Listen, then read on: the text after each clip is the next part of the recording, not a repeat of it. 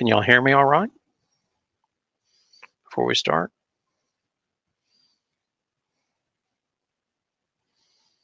Oh, God. Hello?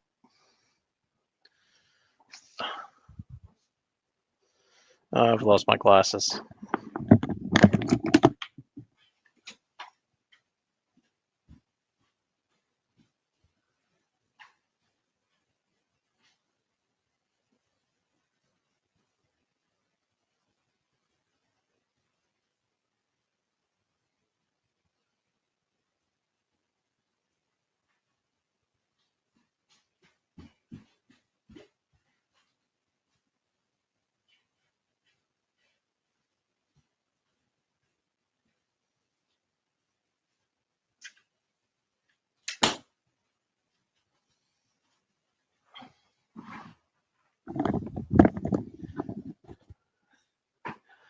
Let me say, yeah, I'll take questions before we start, Chris. Let me be the first to say Tennessee go. Surprise some people. Yeah, that was a good game. That was interesting. I'm going to talk about that in a bit. I'm going to go through my top 25, but yeah, she's good, that coach. I don't know if you watched the post game. She got stuck into her team. She's like, there are no positive losses, and she drilled her team, crushing them on the board, which I don't know was so fair because they were, um, if you're going to press like that, then you're going to give up rebounds. So, but man, she's tough. That coach, I like her. I think she'll go well. I think Tennessee's done really well by getting her there. All right. What I'm going to do is I'm going to go through my top like 24 teams. I'm just going to go through that. Can you hear me all right, Chris? Is it sound all right, the sound? Let me just make sure I've got the sound. Oh no. All right. Let me switch over my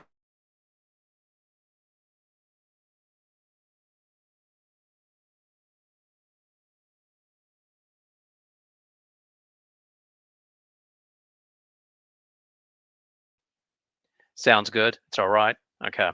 All right. I just switched to my phone connection. The other connection looked a bit dodgy. Let me just switch my screen as well. So I say the timer's done now. How's everybody doing? Everybody good? All right, let me just switch this screen real quick. I'll go stop screen. That's too big of me on there. Let me go. I'm just gonna share. Um, what do I want to do? I'm gonna just quickly present. Let me just put my analytics up there. Get this one up, and then we'll start.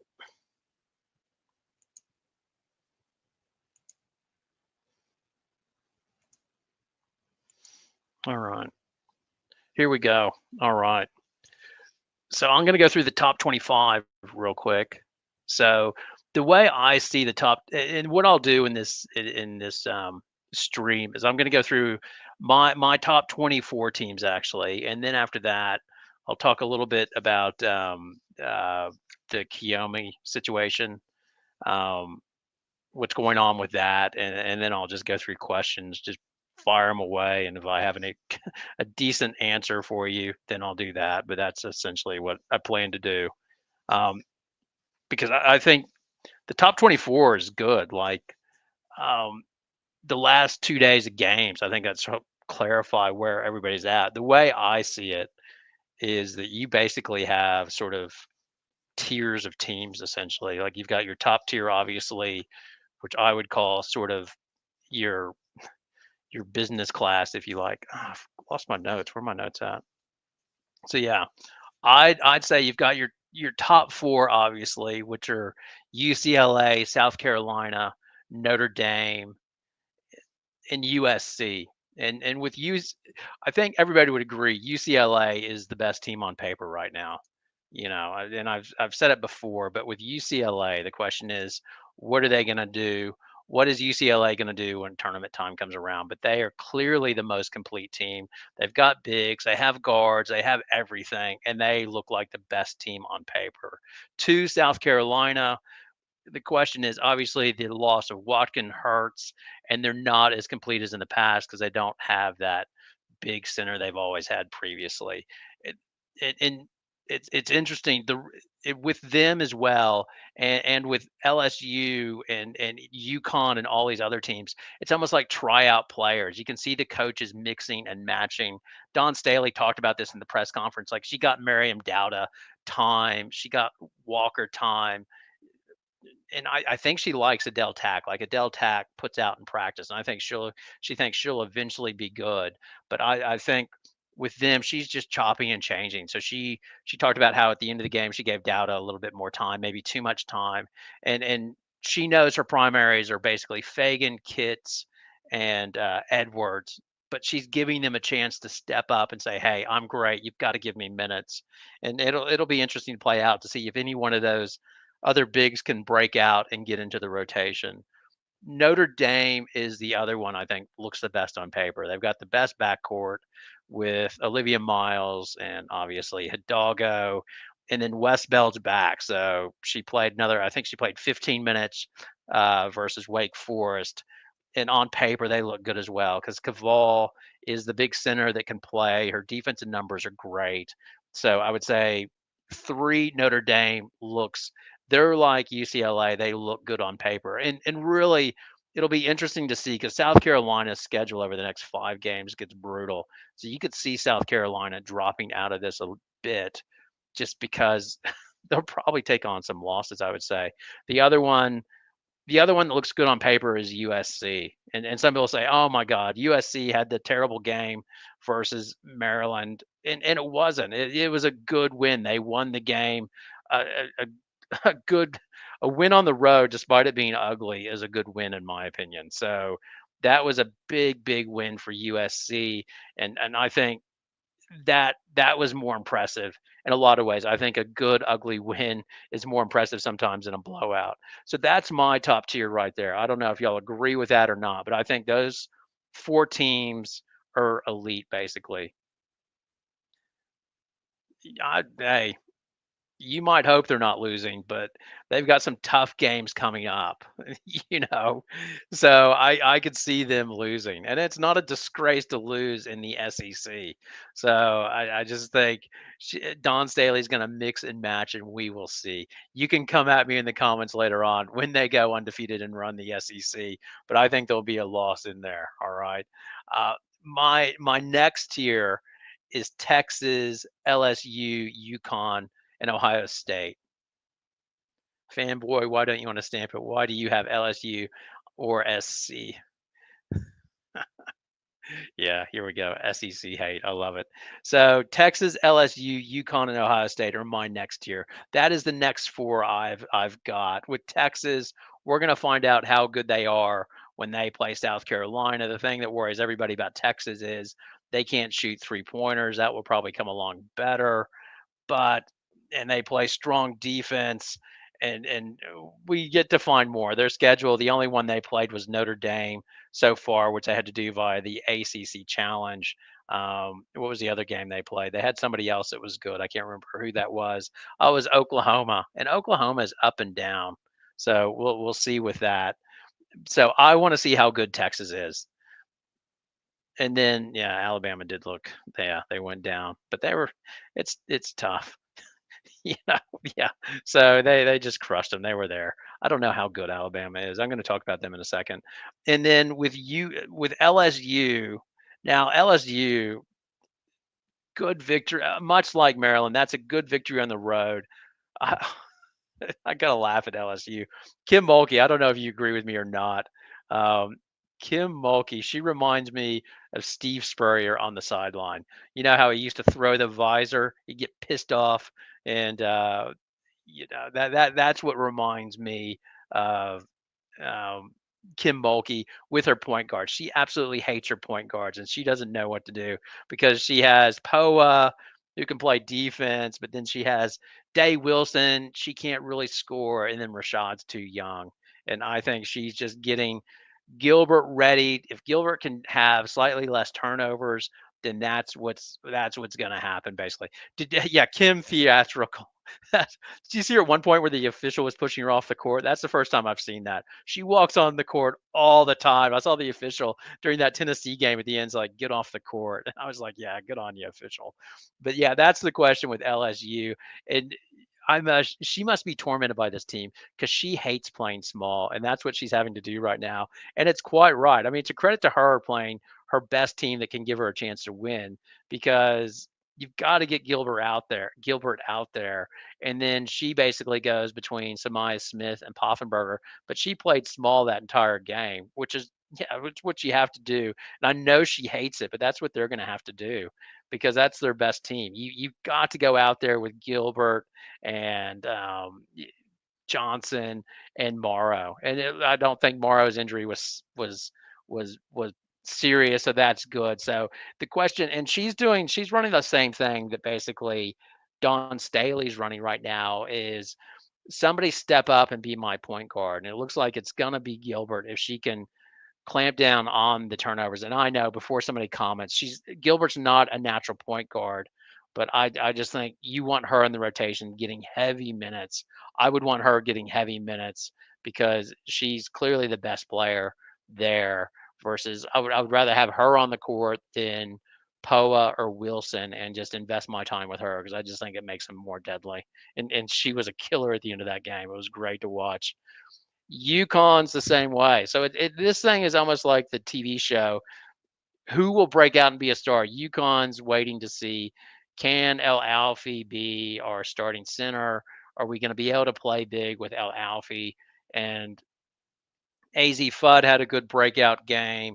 If you're a UConn hater, you say UConn's played nobody so far, and that's the way it is. If you're a UConn lover, you're like Gino's going to get it together like he always does, and we're going to kick ass. With me, my whole thing is take your time.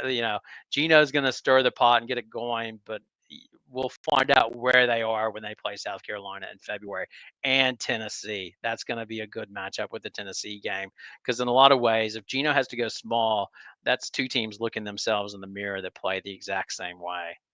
Um, Number 8 in my tier, I've got Ohio State, and I'm not sure about Ohio State. I don't know what you guys think about Ohio State.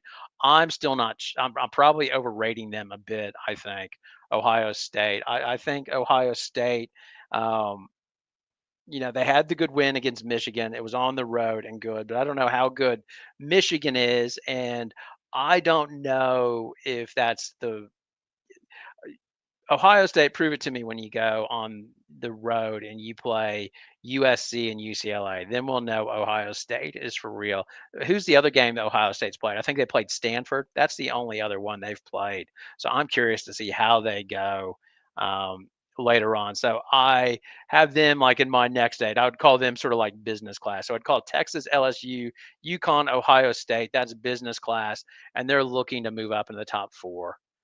But even the way women's college basketball is this season, if you're in the top 8, that's fine because there are going to be teams in every single bracket. There's going to be a 1 team that's really good, and there's going to be a 2 team in each bracket that has the chance to win the championship, in my opinion. You could say I'm wrong, but that's the way I see it. And that's the thing this year. It's just so even. And I keep on saying UCLA is the best on paper, but then nobody knows about UCLA just because they haven't done it in the tournament yet. Now, the next 8, I just think they're interchangeable. So I've got Maryland at 9. Um, with Maryland, good, they kept in the game with USC. They've shown me something, but really much like we'll find out more about Maryland when they play UCLA and just as the season goes along. They're one of the teams as the season goes along, we'll find them. They can on their night they can beat anybody, but it's not like, oh my God, we're gonna have Maryland. There's no chance we can win. I will say this that God, I've forgotten her name. How the hell could I forget her name? Sellers made herself some money. She definitely improved herself in the draft stock, in my opinion. Let me just look at some of these right now. Texas can't shoot. Alabama's terrible. Oklahoma has too many turnovers. LSU's overrated, and Tennessee shoots too many threes. That's why they lost to LSU. Uh, why is LSU overrated? That would be my question. They've got 4 really solid players, so I think they'll be all right. What is to say? What I want to know is this: Why do you have who do you have when South Carolina playing up? Who do you have when South Carolina plays UConn and when they play South Carolina plays LSU? For that, I've got South Carolina um, over UConn. That's gonna piss off UConn that watch my videos. It's a good thing for you, UConn. If I'm picking you, you're probably gonna.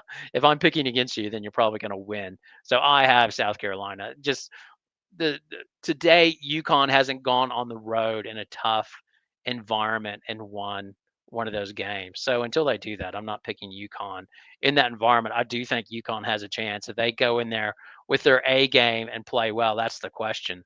That's the question. I think they get Tennessee first before they go there. But right now, yeah, I got South Carolina on that one.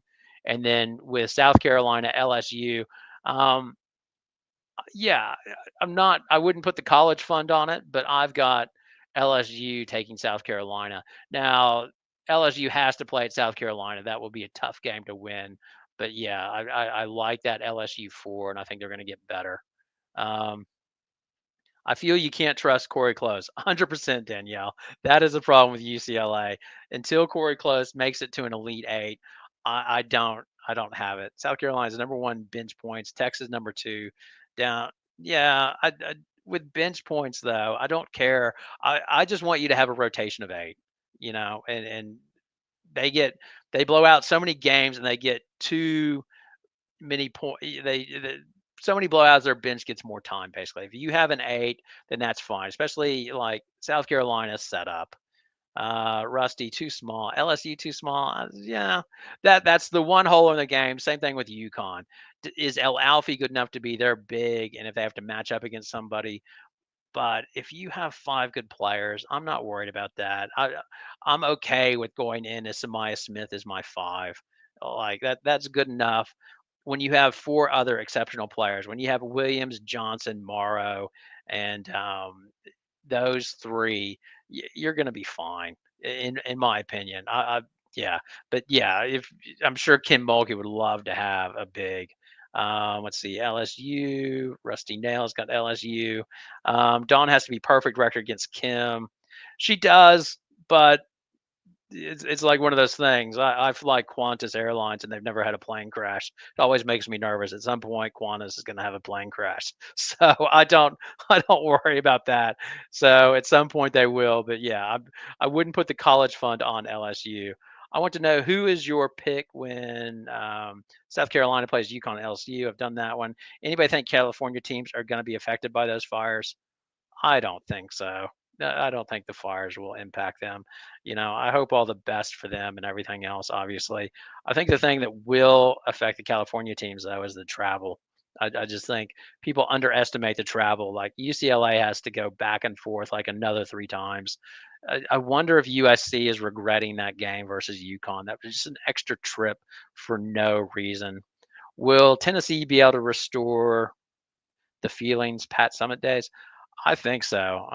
They've got a good coach. She can recruit, um, and yeah, I feel much better about them than a year ago. Like I think the lowest point for Tennessee fan was when Cardoso hit that open 3-point jumper, and your coach just it was like a game of horse where the coach said, "Yeah, you take that 3-point jumper. We'll challenge you." And Cardoso, did Cardoso bank it? I can't remember. Was it a bank shot in, or did she swish it? I think she banked it in from memory. But yeah, and I think it's an interesting dilemma for UConn, I think, down the track because eventually Gino is going to go, and the question is, do you go outside the family? This is the first time that Tennessee's gone outside the family, and it has worked. I think it's working better than just going within the family, and that's where it's going to be interesting with UConn because I suspect UConn will go with the Vandy coach, but yeah, Tennessee did have a good recruit. Yeah. Who was that was at the game, Danielle? I haven't really looked at 25. I haven't looked at 25 too much, or not 25, but 26. I need to start taking a look at 26. But their recruiting class for 25 is good. Like they've got the 2 twins. They got the other big from Canada, I think. So yeah, they're doing quite well. I'll get back into this. So I've got Maryland 9, TCU. With TCU, the thing with TCU, I can't. TCU has everything. They're almost like UCLA. They've got a big, they've got a decent backcourt, but I just can't get out of my mind how South Carolina destroyed them and just blew up their backcourt and took everything away from them. So I'm sort of like, I just I think they're in that other thing. On their night, they could beat anybody if they're shooting it hot, but on a night where they're not, then I think they would go down. Same thing for Oklahoma. I did that in the last live stream. I think Oklahoma, like I just see them as a run and shoot team, like my old Houston Oilers.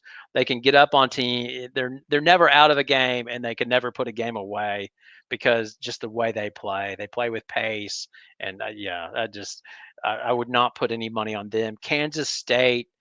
I want to see Kansas State play more teams. I want to see them play more teams and see how they go. Um, Kentucky, I said this the other night with Kentucky. I think Kentucky's, I like Brooks as the coach and Amor as the point guard. They don't get any, like, they have like the lowest, I think, points off turnovers. So if you look at them, they barely give up any points off turnovers per game. And that will suit them quite well, I reckon. Um, Teddy, yeah, I just went through it. I got and just to recap, I've got UCLA 1, South Carolina 2, Notre Dame 3, USC 4, Texas 5, LSU 6, UConn 7, Ohio State 8. That's what I've got. So love it or hate it. They're in the top 16 with LSU. We'll find out through SEC play. Same thing with UConn. When UConn plays South Carolina, we'll find out where they're at basically. But yeah, the next tier is Maryland, TCU, Oklahoma, Kansas State. Show me more. The Big 12 will start to sort itself out. Kansas State got a good win over Utah. They crushed them at Utah, took the crowd out of it. But I want to see more games with them and see how they go with conference play. Like I said, Kentucky, good coach, good point guard, and they have bigs. They're fine. I don't see them winning the SEC. I see them mid-range and sort of. It'll be interesting to see where they between them and Auburn. I want to see how they go between them and Auburn. The one underrated team, Cal. Cal beat. They had the one loss versus Michigan State, but they keep on taking out teams. Who did Cal take out last night? I can't remember. Who did Cal take last night? It was North Carolina State. Was it North Carolina State? So that's a good win. They've had a lot of good wins, Cal. So I'm curious to watch them as they match up versus the better ACC teams. Um, and then I probably have them too low, but I have Tennessee in that tier, like in that second tier. So they'd be number 15, Tennessee, and some might say that's too harsh, but they didn't win the games. So if you don't win the games, and their coach, if Tennessee fan thinks I'm being too harsh on Tennessee, then listen to your coach in the press conference. She absolutely crushed them. So that's why I like their coach.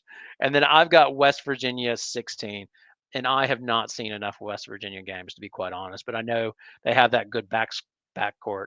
Teddy, Gino's having 8 All-Americans. That's what I've been telling UConn fans. That's now more parity. UConn is used to getting Juju, Page, Caitlin Marr. Yeah, the game's evened out, and it's good. That's what made the game better. Previously, like you're right, Juju would have no option. And like, oh, if I want to go to the WNBA, I need to go to UConn, or and now they can go anywhere. It's fantastic for the game. That's when people say that, oh, UConn is down or Gino's lost his touch. He hasn't lost his touch. He's in the mix. He said that after they lost to after they lost to Iowa last year. He's like, as long as we're in the mix, we have a chance, and that's what he wants. And he's like, we had Paige, we had a chance, and that's all. It's not the days where they were the best coach team and had all the best players. The players are spreading around now. The one thing I like about UConn is that he knows the specific player that fits in his system, and he knows the type of player that he wants. So, and the player he wants is one that he can yell at, give criticism to, and run the offense that he wants. And he doesn't have many transfers, but like everybody, he has transfers like Poffenberger, who was it? Sailor Poffenberger transferred, and Sir McLean transferred. I mean, that he has them like everybody else, but not the massive drama because he knows what he wants. Do you support Joyce Edwards being second SEC Player of the Year? Do you mean freshman of the year?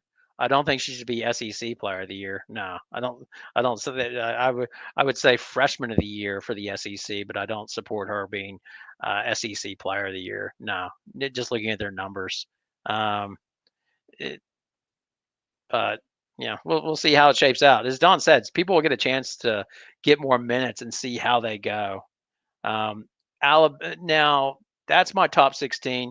The team's just out of it, not getting a seed. I've got Alabama, Duke. Like Alabama had the bad loss to Texas. Was it Texas they went down to? And then Duke is, I don't know about Duke, man. Like I can't figure out Duke. When I think they're going to be bad, they're good. When I think they're going to be good, they're bad. Same thing with North Carolina. I just never know what team's going to show up and how good they are. They just seem to be just below that top 16. Michigan State, I don't know if you noticed this, but who is it? Grace Van Sluten, like she's coming off the bench now. Um, Michigan, they've had hard games. They're young. I could see them moving into the top 16. I don't want to crush them too much. Utah, good news on Utah is McQueen did not rupture her ACL. She did her ankle. They're calling it a high ankle sprain. Hopefully she'll be back in four weeks or so. Utah's interesting. I want to see how they go against the Big 12. Well, Duke went down to UNC the other night. Rusty now, yeah, they played UNC, and yeah, they got done. I think Duke should be better than they are. Personally, I just don't know. And that game was terrible. Neither one of them could hit a shot. So I'm a bit off UNC right now and Duke. NC State, they had the loss to Cal, and yeah, I'm just not real high on NC State right now. Maybe they'll get it together as the season goes along. And then Iowa, it seems like Iowa. I haven't been impressed with Iowa at all. I was surprised that they were like, I think they were ranked 23. I just think it's a hangover from Caitlin Clark that they're still in there because they're a name team. Maybe I don't know. Joyce is probably getting that freshman of the year. Yeah, I agree with that, Teddy. Let me go through the comments here. Duke looked not so good. Yes, yeah, Duke and they both couldn't hit any shots. Sarah Strong is looking like freshman of the year to me. Yeah, I mean, with Strong, I think she's freshman of the year. I think Joyce Edwards is SEC freshman of the year. That's what I was saying. Why is everybody giving Notre Dame a pass on that Utah loss? Well, Utah can beat anybody on their night if they're having a good game, Teddy. Like, remember when they played um, South Carolina last year? I think it was like Hall of Fame game, and they shot the ball well, and Peely went off. So I think Utah can be a problem for all teams, just the way they play. If they hit their 3 pointers, they're going to give you a game. Miles and I think Hidalgo did not shoot well, and if you don't hit shots, that's going to happen. The other thing is that they were quite injured. I think they didn't have uh, the forward. Who was it? Who's the forward? The transfer from Marquette as well. Westbelt was out, obviously. So yeah, that'd be nice, Teddy. Everybody hit the like button if you like this, or hit the thumbs down if you hate it. But yeah, I think Notre Dame, they're looking good. Baylor, Baylor and Oregon, and that's funny you say that, Rusty Nail. Baylor and Oregon played each other, and to me, and the game was at Oregon, and Baylor just turtled. Like they had a chance to be in that game, and I've been off Baylor since then. It seems like whenever they're in a tough game, they just go away. And I thought Baylor would work out so much better with Von Lay there, but they haven't impressed me. But we'll see in the upcoming Big 12 when they start playing teams if they're able to shoot to the top. They've got the talent to win the Big 12, but so far they haven't done it. So I'm not a big believer in them. Oregon, nah, a lot of transfers trying to put the puzzle together as best they can, but I don't see them threatening to win. I'd see them, they'll make the tournament. I don't see them as a top 16 team. back to sport. Can't say that about back to sport, but you can't say that about anybody. They can beat anybody on any.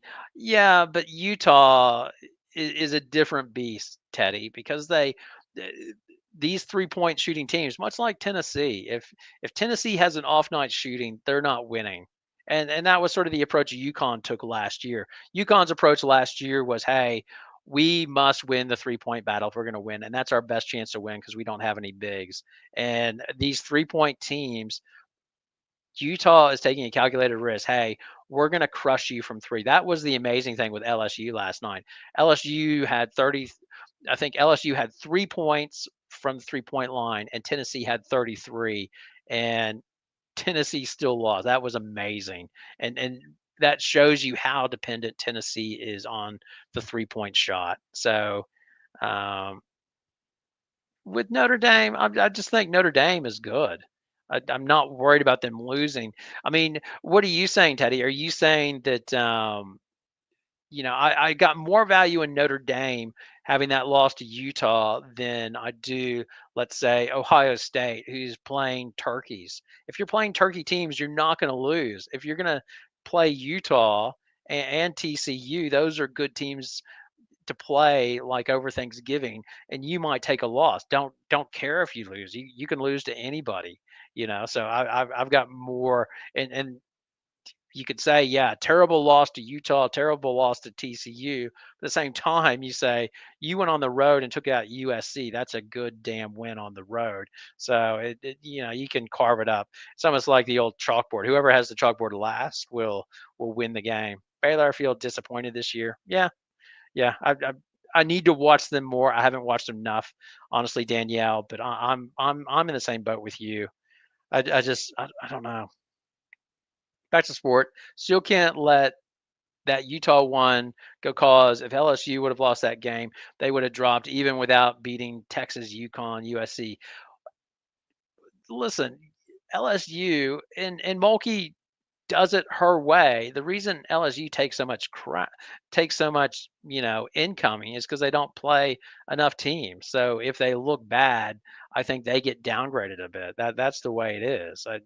If where I give Notre Dame a pass because they've taken on USC, um, UConn, and TCU and the other one. So that's why I don't think there's any bias versus LSU. But I just think it's based on who you play a little bit.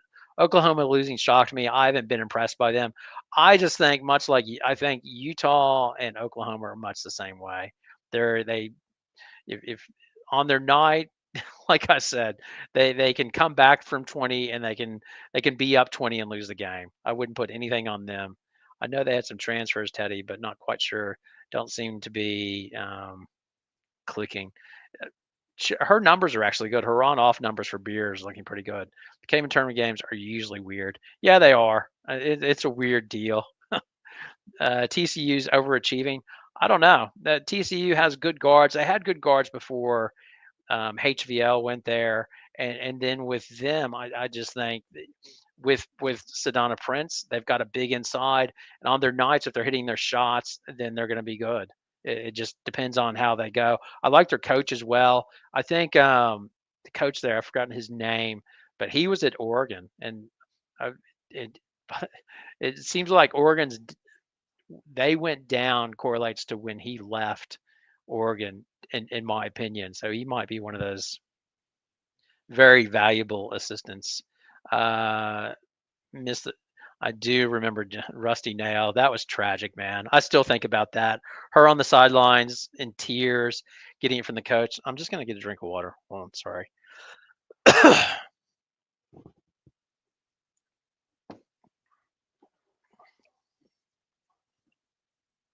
Okay, there we go. I tried to mute it. I'm sorry if I coughed into the mic.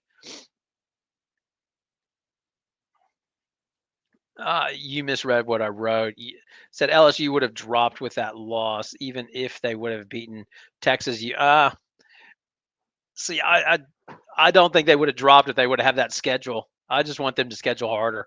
That's the thing. I don't think there's any bias against US. I think the bias versus LSU comes on their schedule.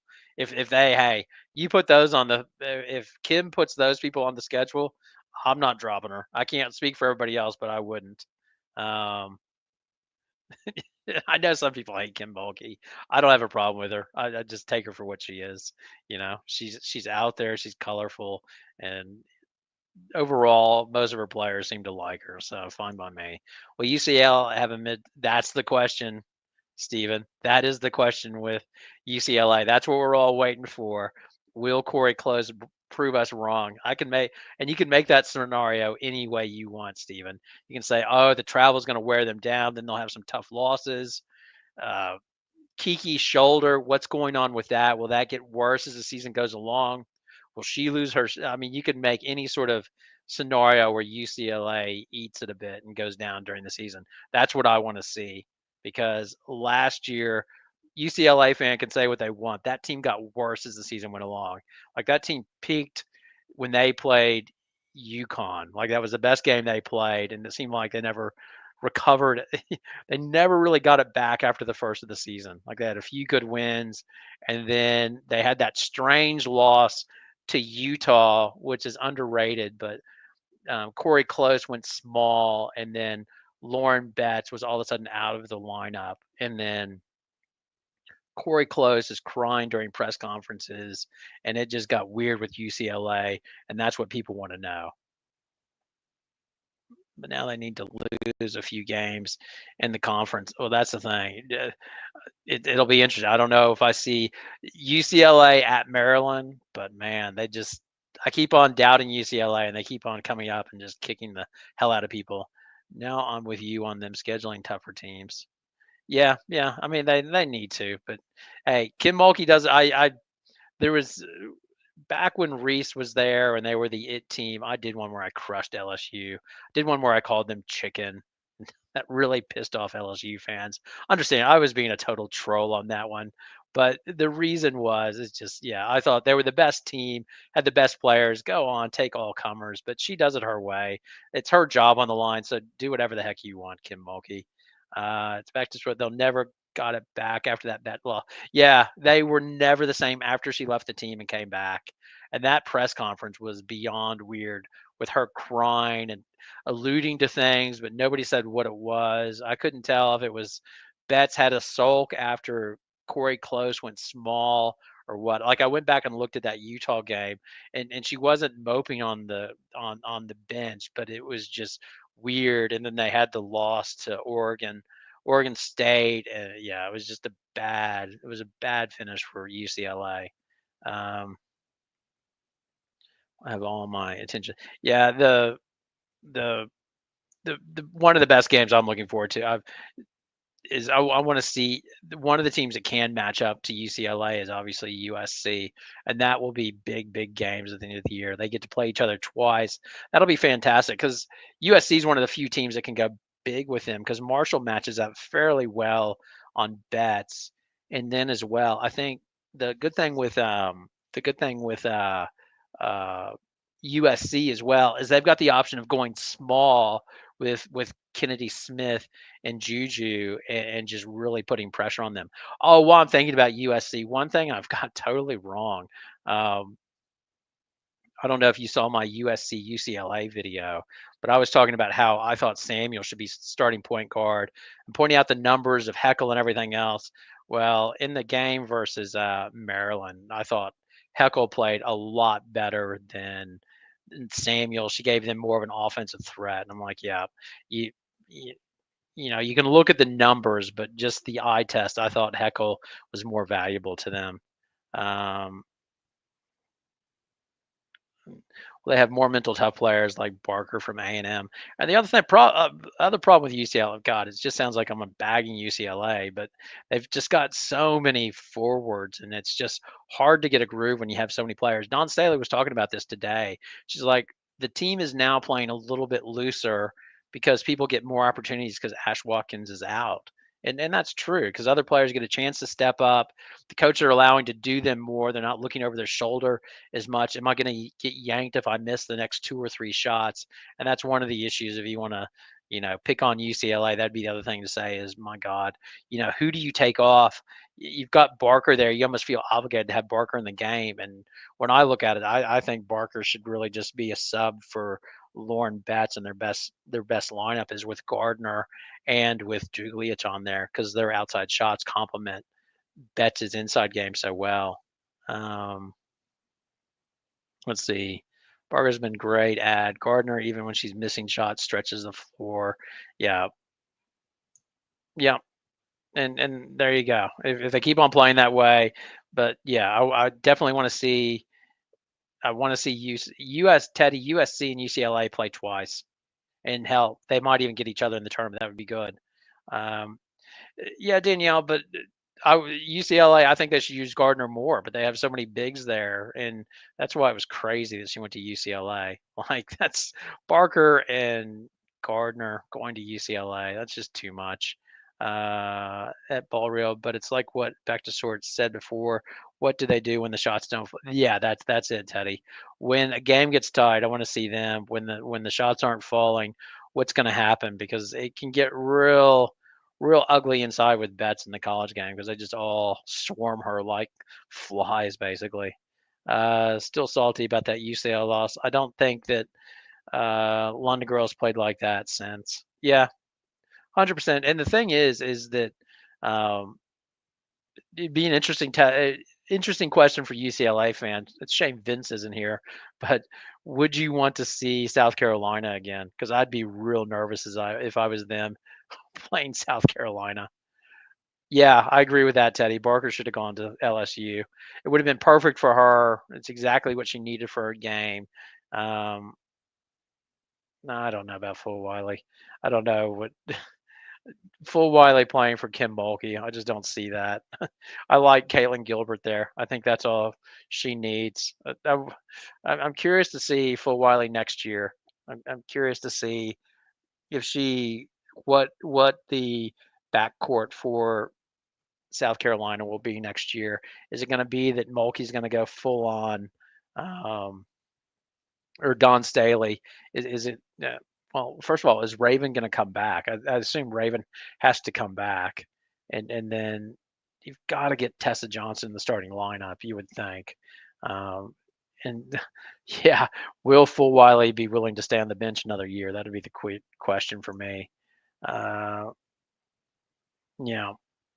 Let's see. Full Wiley loves South Carolina. I think so as well. And to her credit, Don has it and says, "Hey, you stick with me, and you're a good player.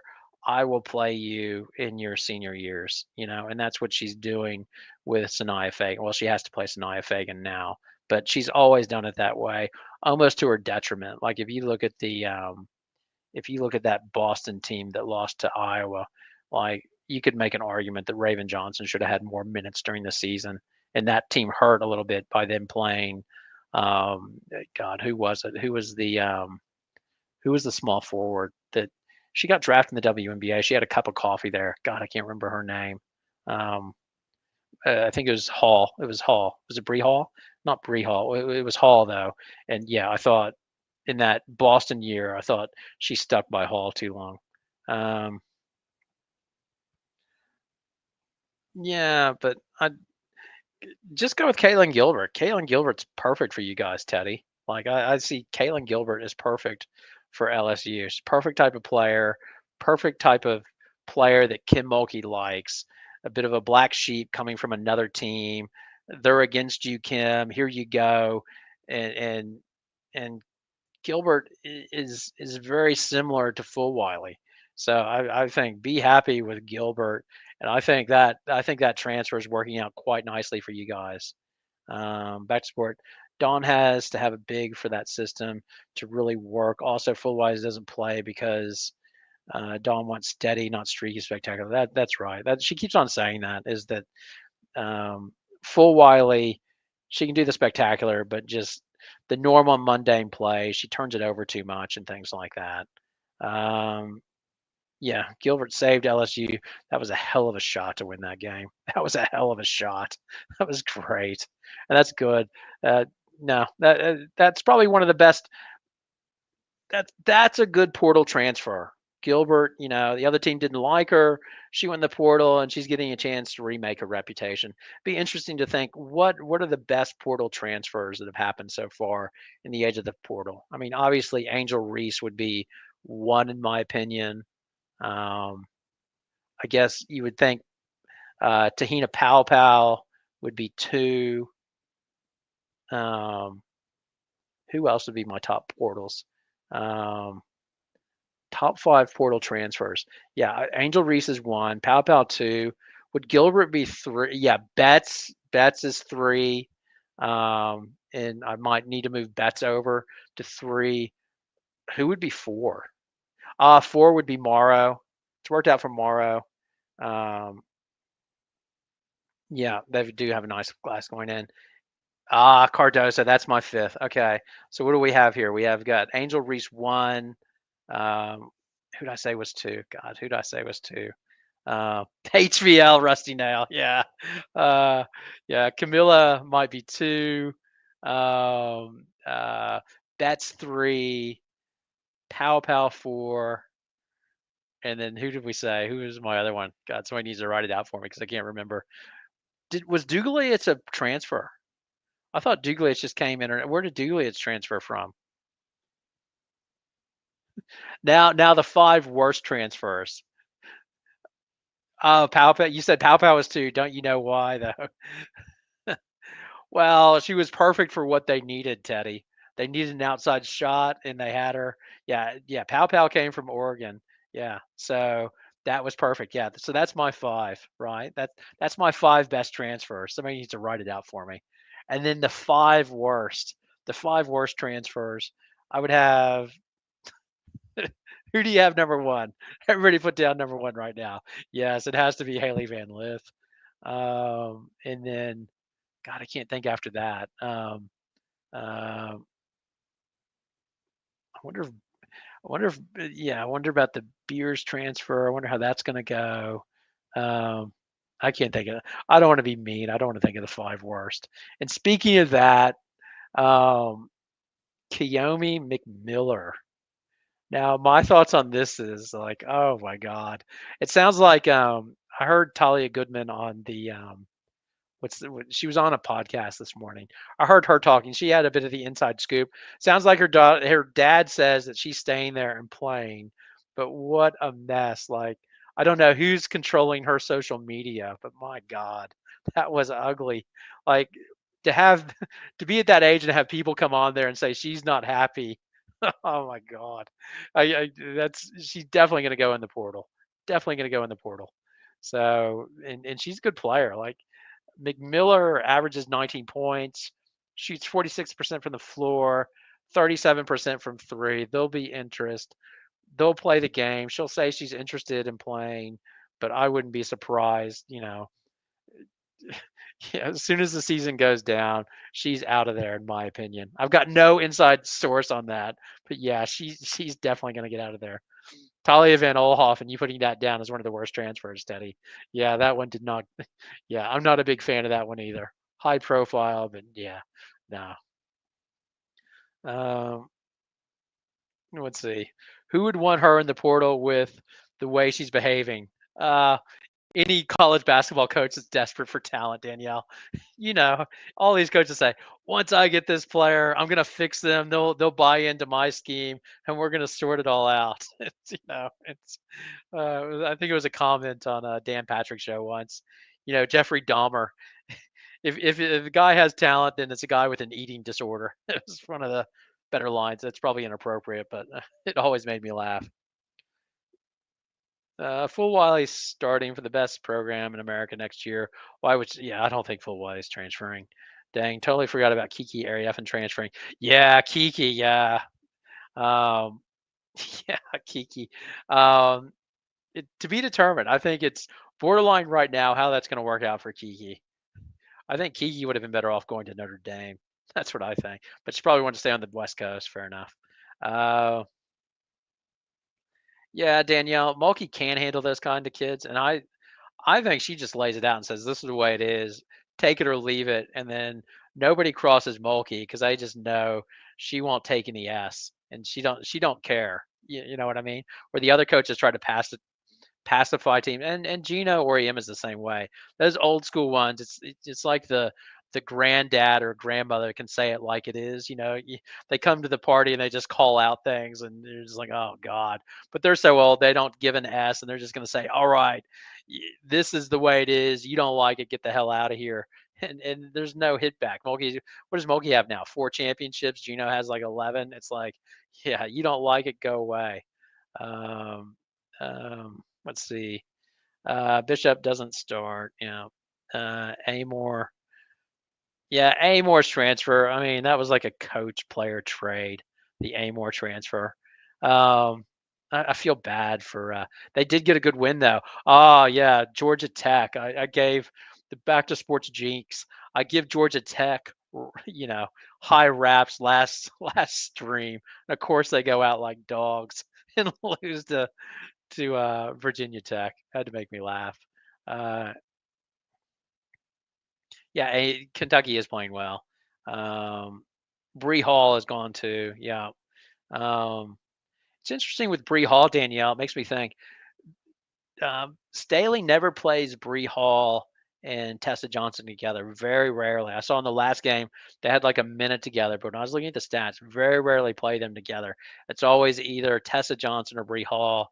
And of course, Tessa Johnson's moved ahead of her.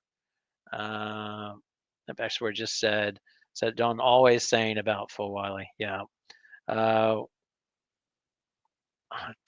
well, it depends, Bishop. It depends on what their backcourt will be. Well, Tessa Full Wiley will start along with Raven. Yeah, that's that potential there. But if Raven's turning over the ball, then she's already making noise. Who is it? Maddie McDaniel.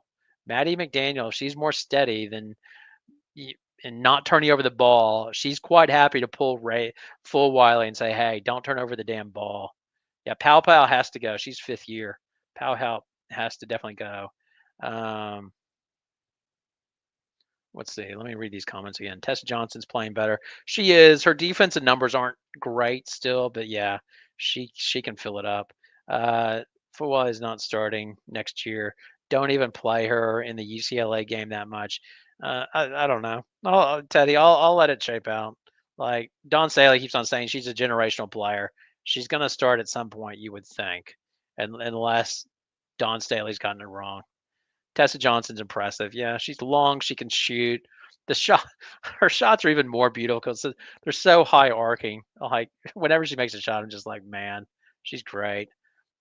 Sports Maddie is who I was just about to mention. Yeah, and that's the thing. If she has Maddie there, and Maddie didn't turn over the ball, but her defensive numbers were awful. But she was playing her just to let Full Wiley know, hey, you turn over the ball, you're coming. You're going to sit on the bench. I'd rather go with Maddie than you. Um, she isn't keeping people. I'll make multiple mistakes. Yeah, yeah, the whole Full Wiley thing. I think Full Wiley come off the bench and then it'll start afresh next year. I think it's sort of a reboot next year, and the best players will play basically. And I'm curious to see. I'm curious to see how Adele Tack develops if that's sort of their plan. Like, I agree with you, Danielle. Like, Don Saylor loves having the big, and I think the master plan is hopefully Adele Tack is ready for next year. Teddy, of you following the rotation closely, it's obvious. Yeah, I'm trying to. Like, I'm a real big believer in the plus minuses for the lineups. That's why I signed up to the CB analytics. I think that's the more interesting stuff to see what rotations and what lineups are plus and minus and things like that. And um, I think that's the interesting part. And you can tell that these coaches are working out their teams like a big giant puzzle, in my opinion, trying to get them together, and trying to see who is who is playing well and who isn't, what lineups mesh and everything else. And with South Carolina, that's fun because they have so much talent trying to work it out like the puzzle. Who can play well together and not. That's why I was interested how Tessa Johnson and Hall usually don't play together. Any other questions? I think I'm about to wrap up. I think. Um, I, one of the reasons I did this, I'm just nervous before the Texas game. quiet fact. I'm a big Texas fan. I want them to win, but I think they're going to go. I think they're going to go down today versus Ohio State. Who's been saying because highlights and are playing garbage time. Back to Sports said potential in his video. Gotta call a spade a spade. Oh, is Olivia Miles the number one pick? I don't think so. Yeah, let's get in. Do y'all want to do a little bit of WNBA talk? I can do a little bit. I haven't been keeping up with it as much. I'm quite happy to do like another 10 minutes on WNBA if anybody's happy. See if half the yeah, I'm nervous about this Texas game. Funny enough, you'll laugh at this. Like, I'm sure Teddy will laugh. I'm quietly an LSU fan as well. Like my two favorite teams are LSU and Texas. You wouldn't know it from my videos, but my old man was from Louisiana, so I'm quietly an LSU fan as well. So whenever they're on, I'm always rooting for LSU or Texas. Um, with yeah, number one pick, I still have Paige Beckers. Yeah, that knee, if the knee would have obviously been injured, then she would have moved down. But I just think her height and everything, and I just think these WNBA teams want her to be the face of the franchise. And the other thing is Miles only has 1 year of a good shot. And full credit to her, she is taking good like she is making the three-pointer. I doubted that. It's in my face, but I wonder if these WNBA teams want a longer history of that. And Paige Beckers is the safer pick. They both have ACL injuries, so they're both injury risks in my opinion. You could say, okay, Paige has two knee injuries to Olivia Miles one, but yeah, I still think it's Paige Beckers. I think it's Kiki Arieffin two. Um, I think it's either Kiki Arieffin two or Miles two. It'll be curious to see what the Sparks do. I I have no yeah, LSU football did collapse this year. I have no um I have no feel for what Magic Johnson's going to do with the Sparks. I have no idea. Yeah, Sabley said that. That was one of the things like fine. Sabley doesn't want to return to Dallas. They'll play this game, but I had to laugh at that. I mean, Dallas can core her if they want. I doubt they'll do it. They might play the game where they core her and play hardball for the first year to be determined. Um, I, I got into it with Quita. What is it? Quita loves sports a little bit because um, she was talking about um,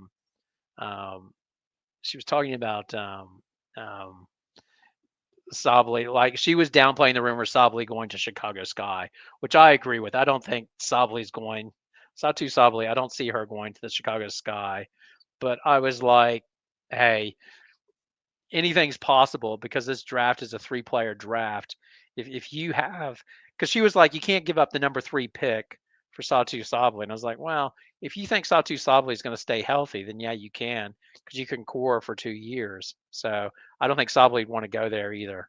So Teddy, what do we have here? Full eyes does play efficient matters. South Carolina minutes. You say when they got down by 20. Sably isn't returning to Dallas. Like we talked about that. I see you skipping over my real comments. I hold you. What were the real comments, Teddy? Put them in again. Sorry. I see you skipping over my real comments. What are your real comments? Put it in again. Yeah, Quita loves the Sky. The Sky draft Miles and will be right with the world. If her shot stays good, then that's a fine pick by me. Um, why can't you watch her videos, Danielle? Like usually people hate me because they think I'm an a-hole. Like she comes across as nice. I piss people off. I have that way of pissing people off. But uh, I'm fine with Quita. I don't know. Some of the stuff is like the player's doing her thing, and I'm like, what's that thing they're doing? That's the only thing gets me with her. Um, Salty's going either to Indiana or New York. Yeah, possibly. I threw out my one is like, could she go to the LA Sparks? The LA Sparks could offer the two pick to the Dallas, where they'd be able to get Kiki Arieffin, and it might work for the Sparks because they say, okay, we've got a plan here. We've got Satu Sabli. Jackson and Brink, and that's a good start. Um, See, I don't think Indiana has any assets to trade with. I don't know what you'd want from Indiana to make that trade work. Where I could see the LA Sparks saying, "Yeah, we'll have a big splash with Satu Sablé." So if I was throwing darts at a dartboard, I'd say Sablé potentially to New York. The other one, like you say, New York is so cap strapped though. I don't think New York has the cap space, do they? Because they've got Stewie's on the cap for max. Why would you want an injury prone Satu Sabli? And I would the player you could trade for Sabli, New York could, is the who was the four? God, I did a video on her. Who was the four that played for um who was the four that played for New York last year in the playoffs? She's good. She's like 6'4". Febich. I think it was Febich. Fione Febich, I think it was. Yeah, if that would be an interesting trade for Dallas part. Yeah, I'll take Febich on a minimum or low salary, and you can take our injury prone Satu Sabli and pay her the max if you want. Yeah, I could see that. Does Indiana have assets? I don't see any assets Indiana has to trade, unless they could do like a sign and trade um, for the guard. What's her name? I've already forgotten her name, but uh, Indiana's. You don't want to put her to Dallas. Kurt Miller's not doing that. Um, Alyssa Thomas and Bonner. That's that's an interesting one because with Thomas, Thomas is making noise like she wants to go, and she could play the card of, hey, I've got this bad shoulder. I could have shoulder surgery and miss the whole year, even if you core me. So I could screw you. So if she wants to get out of there, she can get out of there. My question is, what other team would she have the carte blanche? Like they run that team around her as a point forward that can't shoot, and she will get. She might not like the arena and everything else, but what other place can she get a better gig than what she has there? Because with her, it almost has to be how Connecticut runs it because she can't shoot. So it has to be her handling the ball and physically bullying people. She's not going to fit into a team that has like six or seven, a good rotation of a whole bunch of shooters because people will just play off of her. Yeah, Courtney Vandersloot, she had to leave. Like that really didn't work out with her and um, God, Anescu. That was always on the cards. Like Quita says she's going back to Chicago. Fine, she's on her last legs. Like she struggles to defend, and yeah, she at times she can give you an occasional good minute, but that's no loss for New York in my opinion. Sparks owner Magic will make similar game. Will like Mole similar game. Miles a similar game. Yeah, Magic Johnson could do anything. Man, I don't want Magic Johnson as my GM. I crushed Magic Johnson. I still blame him for not bringing back Candace Parker. Magic Johnson was the guy that okayed Derek Fisher being made GM. I mean, Magic Johnson. I don't know what they're doing. I crush the Sparks all the time, but really, you might not like Kurt Miller, but he's a professional coach and knows what he's doing. So you fire him to bring in the Utah coach that's never coached in the WNBA. It's just like, really, I just don't get it. I'm just like, it makes no sense the way these guys fire their coaches. Like I'm the one person on the side of the coaches in the WNBA. Everybody hates the coaches. Same thing with the Atlanta coach. Like they fire her, bring in the guy from Florida that's analytical and wants to shoot a lot of 3-pointers. And it's like, what? It's the players. So is he going to be able to get, the players to buy in and and play that, hopefully with his scheme, hopefully, God, who is it? She won't take mid-range jumpers, who I've lost her name in my mind. Who's the guard for Atlanta? I call her Ariki Jr. basically. Who's the guard for Atlanta? Anybody know who the guard for Atlanta is? You know what I'm talking about? Ariki Jr. Never, she just loves picking out shots. Yeah, Mitchell. Thank you, Danielle. You're my memory. Thomas and Bonner are packaged. Yeah, they are because they're married and everything else. I like Bonner, but Thomas, man, you've got to develop your whole team around Thomas basically, and set it up if you want to do that. Um, hey, Thane, how you doing, man? A long time. What is it? First time, long time on a live stream thing.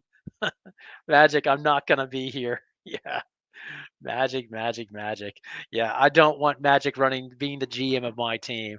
I feel better about Dallas. Dallas. Lynn Roberts, thank you. Lynn Roberts is Sparks' new coach.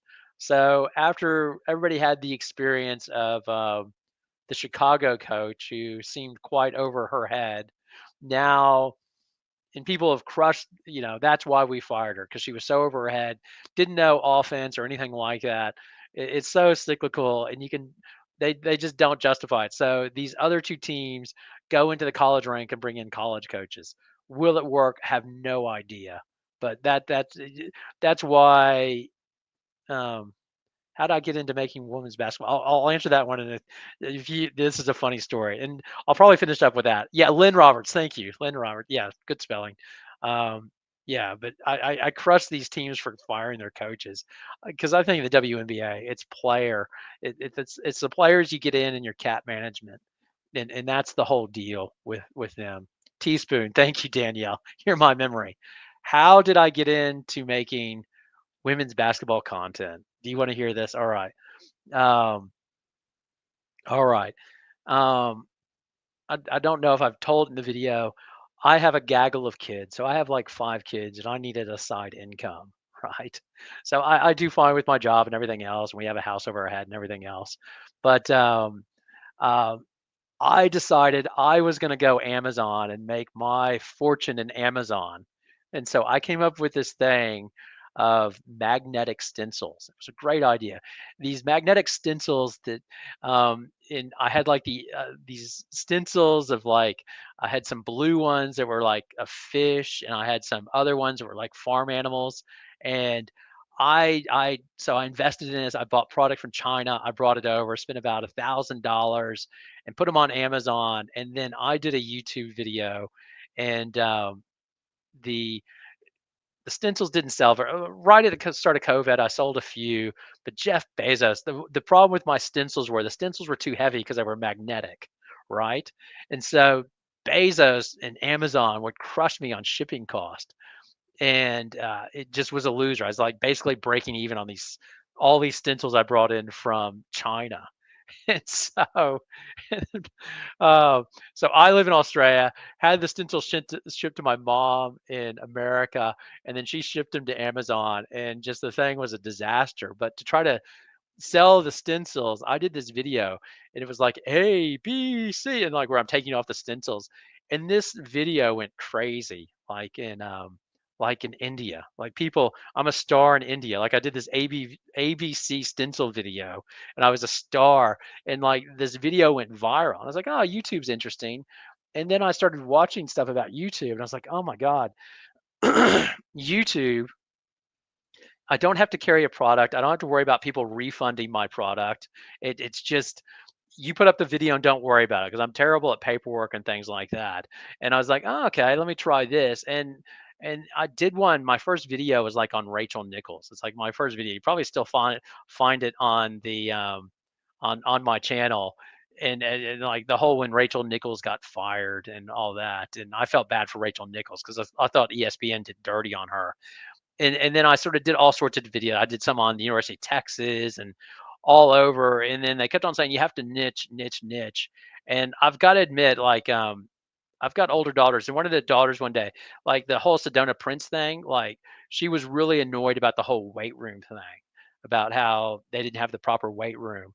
And I was like, you've got to understand the logistics of the game. It's all about the money, and the money you bring in, that's what you make. And the women's games doesn't make as much money, and that's how you've got to that's why they don't make enough. It's just simple economics. And then my daughter started to cry, and I was like, man, what an a-hole I am. I almost sound like one of those guys on there that just crushed the WNBA. And I was just like, it's not women's fault that they haven't been able to play sport when I was a kid. The NBA has such a head start on them, and it's not their fault. And my daughters play basketball. They love basketball. They're not going to the WNBA or anything, but I was just like, I don't want to be one of those guys. And then they tell you to niche, and I was watching the WNBA. I did that, like I did one um, who was it? The Australian player Liz Cambage. I did a video on Liz Cambage and it went viral. And it was I just got sick of people. Poor Liz Cambage, she has mental health issues. I was just like, man, she takes shots at her teammates and she's a dog. So I took a shot. I did a video of that and sort of her taking a cheap shot on Misty Betts and just saying what a dog Cambage is, and she's always done this. And that thing went viral. And I was like, oh, but I still didn't take the step to basketball because I didn't think it would do well enough. But then I was like, well, I know basketball. And then I was watching basketball, and all the people are so over the top of how great women's basketball is. And I love women's basketball, but I was just like, I hate it the way that, you know, any player can do something bad and nobody says anything bad about it. Like, oh, she's doing her thing and it's fine. And you got to respect women, all that. And I'm like, yeah, that's fine. But if it was a men's coverage, if people think that they're not acting well or done something out of line, they get crushed. And I was like, okay, this is what I'm going to do. I'm going to do a channel, and if there's controversy or something, I'm going to take shots a little bit, nothing malicious or anything. But if I think somebody's not doing the right thing, I think it's better to say, hey, this is crazy. And that was sort of my angle, or what I was trying to do is basically cover the women's game like the men's games gets covered. That was the point of the channel. And that's why I did it. And sometimes I get it wrong and I'm too mean. Sometimes I'm fine, but that's the thing. That's why I'll never, and that's why I laugh at you, Danielle, saying, you don't like Quita. If you like me, then you probably don't like Quita, because Quita is all positive and we must promote the game and all that.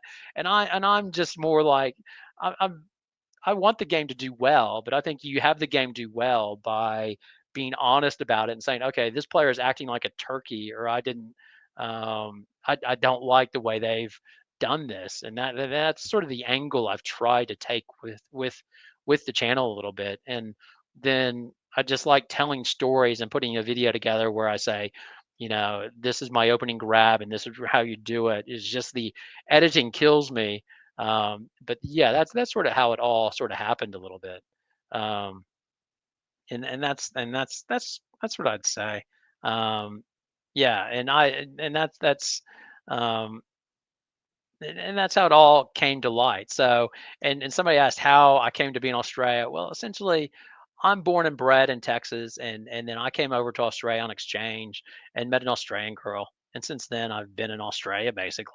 And it's so bizarre that I still watch American sport, but now I watch Australian sport. Like, I'm a massive cricket fan. I'm a massive rugby league fan. Like, if there's any, like, you wouldn't believe that I like cricket better than baseball now.